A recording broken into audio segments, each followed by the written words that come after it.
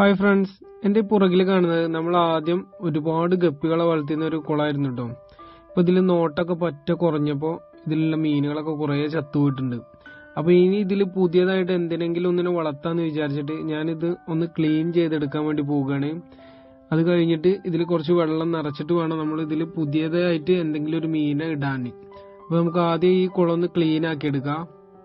മുൻപ് മീൻ വളർത്തുന്ന സമയത്ത് ഏറ്റവും കൂടുതൽ ഗപ്പി റെഡ് മോളി ആയിരുന്നു കേട്ടോ ഈ ടാങ്കിൽ ഉണ്ടായിരുന്നത്. പിന്നെ അവസാനം നമ്മൾ ഇതിൽ കുറച്ച് ബ്രാലിന്റെ കുട്ടികളെയും പരലിനെയും ഇട്ട് വളർത്തിയിരുന്നു.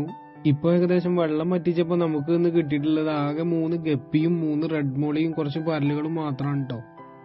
അപ്പൊ നമ്മൾ ടാങ്കൊക്കെ ക്ലീൻ ചെയ്ത് അതിലുള്ള മീനുകളൊക്കെ നമ്മൾ പിടിച്ചു കയറ്റിയിട്ടുണ്ട്. ഇനി ഇതിൽ ഏതാ മീനെ അടുത്തതായിട്ട് ഇടാൻ പോകുന്നു എന്നുള്ള കാര്യം അടുത്ത വീഡിയോയിൽ പറയുന്നതായിരിക്കും കേട്ടോ.